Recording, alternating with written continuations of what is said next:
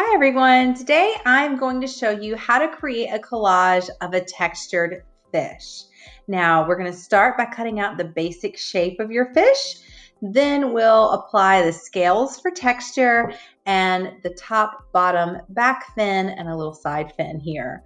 You can use construction paper. If you don't have construction paper, just color some plain paper and make it different colors you want to use using your crayons. It'd be perfect. You're going to need either a glue stick, or if you have school glue, Elmer school glue would be perfect. And then at the end, if you want to, and you have some glitter glue or some fun little rhinestones, buttons, gems, or even just some of these dot-to-dot markers, these are all fun things that you could use to add some fun extra patterns and sparkle to your fish. So let's go ahead and get started. Once you have your materials, let's get started with a dark color paper. Draw your fish's body on the paper and then cut it out. Notice how large it is. My fish's body is made out of 2 arched lines, very simple. Then get a bright color paper and fold it into 3 sections and cut on the folds. This is going to give you 3 pieces of paper for the top, bottom, and the back fin of your fish. Put that to the side, and now we're going to create the scales of our fish for the texture. Get 4 pieces of construction paper and cut it into 4 sections. Make sure you're holding the paper horizontally and not vertically for this part. Then take small stacks of the paper, draw a bumpy line on there, and cut on the bumpy line. Do that over and over 4 times. And this is going to create the scales of your fish. Notice it doesn't have to be perfect. You just want to take those strips of paper, cut bumpy lines out to create the texture of scales for your fish. Throw away your scraps, flip your fish over, and go ahead and start gluing on your scales. Now, you're going to have paper sticking over the top and the bottom. Don't worry about it. Just keep layering the scales over the body of the fish. This overlapping process is going to create the texture of scales, and it's also a fun way to use colors to create patterns. So notice how I'm using a little strip of glue, and I'm placing my colors on the fish in a repetitive pattern. Once you're finished with that, flip your fish over and cut off the extra paper that you see on the top and the bottom of the body. So it doesn't matter that it hung over at first, because once it's glued on there, you just flip it over and trim off the extra. All right, now it's time to add that top and bottom fin. So flip your fish back over, glue on that top strip of paper that we cut out and the bottom strip. Flip it over, check it, looks pretty good. Draw a zigzag line on the top and a wavy line on the bottom. And then cut that out.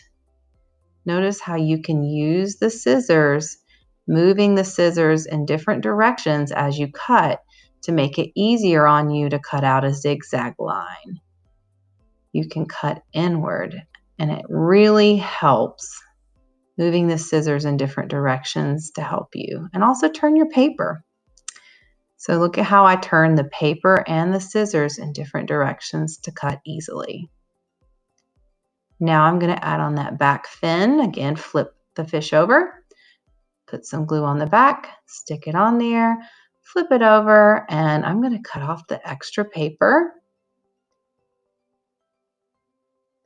You can see how I drew the fin shape on there to help guide my scissors.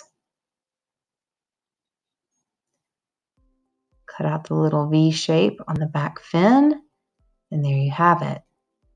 Now I'm going to use a scrap of paper to make my little side fin. Just a little drip of glue, and then it can stick out on the side. Now I have just a scrap of white paper. I'm going to draw a fish's eye on there, and cut that out and create an eye for my fish. If I want to, I can draw a mouth on the fish. I'm going to use a black marker to draw some textured patterns on the fins to show the texture of the fins. Just using some straight or maybe some slightly curvy lines in a pattern. And then the last thing I'm going to do today is just use some other materials I found around the house to add a little bit of extra sparkle and detail. So these are dot markers that are fun to add patterns. You could also just use a regular marker and draw some polka dots or different shapes and designs on your fish if you'd like. Make sure you, whatever you choose to do, you have fun with it. Here's a little bit of glitter glue, and I'm just going to add a little extra detail to this front fin as an example. Now let's create a coral reef for our tropical fish to live in. Here's an example of my finished piece that I'm about to demonstrate for you. Notice the variety of colors and textures and shapes that you see. And then I want you to be creative and unique in the colors and shapes that you choose. Use my example as a guide, but don't forget how important it is to use your unique creativity as you work. So I started with this large piece of white paper, and I'm using my crayons. I've peeled the paper off my crayons, and I'm using the side to do a rubbing to add some texture and color to the paper. It's kind of thinking about ocean waves and currents and just adding some color. Now I'm taking a blue piece of paper and creating part of the coral reef here on the bottom of the page, doing a collage and just adding that to the paper. And here I changed to green. Again, thinking about the organic shapes that I see when I explore what it looks like under the ocean, down deep where there are beautiful coral reefs. I flipped the paper over to trim off the extra paper. That's always nice. And I'm just kind of trying to see where my fish might fit in. I think I really want to add some more coral. And look at this fun line that I'm drawing to create the shape. It looks like one of those tall pieces of coral that you see in the coral reefs. And I chose this bright color to mimic some of the colors we see. Notice how I use my scissors and I go back and forth. When I do this, I always think about driving a car on a really curvy road. And I think about what it might feel like if I were driving around a lake or something. And I use my scissors and my paper turning in different directions to really help me cut. Apply some glue and place that on the paper. Now I'm going to add on some fun details. So notice how I folded the paper over and over. That gives me multiple copies of whatever it is I'm creating. You can get, I like to call it the 2-for-1 deal. Also look at how instead of just gluing my flowers flat to the paper, I crumpled them up a little bit and then I glued them down. Now I'm going to get some other colors and use those. So here's a piece of yellow paper, and notice I folded it again to get multiples of whatever it is I want to create. So I have, when I fold the paper, I get 4 because I folded the paper twice. Here I have 4 circles. And this time I cut all these little slits into the paper and I'm folding them up to give it a really fun texture. It kind of reminds me of a cupcake wrapper. I just cut lots of little slits into the paper and then folded them so that they were sticking up vertically.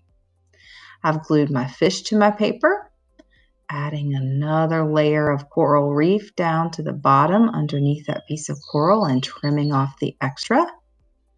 And now I'm taking some yellow paper and cutting it into little strips and curling them on a pencil so that they are like curvy lines sticking up and out. Now, this is just one of a million different ways you could curl and fold and twist your paper to create some fun textures. So I really want you to be creative with what you do today and share it with us. As a finishing touch, I'm adding some bubbles. So it looks like my fish has got little bubbles floating up out of his mouth. I'm going to glue those down, just adding a little reflection, and I'm all done. Have fun and be creative.